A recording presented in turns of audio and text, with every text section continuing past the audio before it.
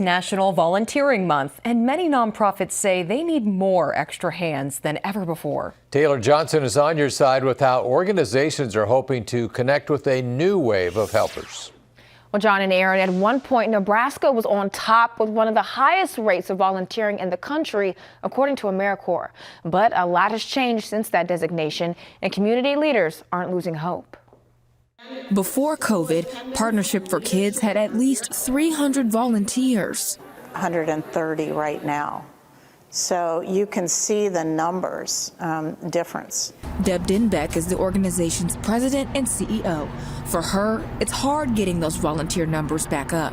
I think some of it is people working from home more during COVID. And then, some people have just not gotten back into that method of really volunteering. Formal volunteering includes helping others through organizations. At one point, Nebraska ranked second in the country for formal volunteering, but as of 2021, it's seventh.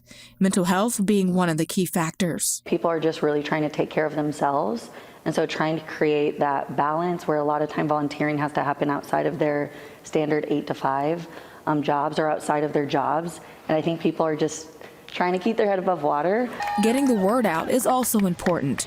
Some people, maybe in some organizations, are only told by word of mouth, where the other ones are just busy doing their day in and day out job. So they're not given the opportunity, or they're not informed. Katie Kodad and Dan Haar are working together to get volunteers through employee resource groups made up of workers with shared interests. You can have a all-women's ERG, LGBT ERG, African American or Black or Latino. Later this month, they're hosting a connection fair where nonprofits like Partnership for Kids can share volunteer opportunities with these groups, something Denbeck says is urgent. It's critical that youth see themselves in those successful volunteers.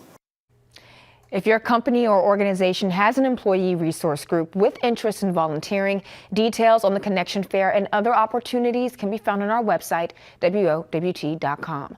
Live in the studio, Taylor Johnson, 6 News.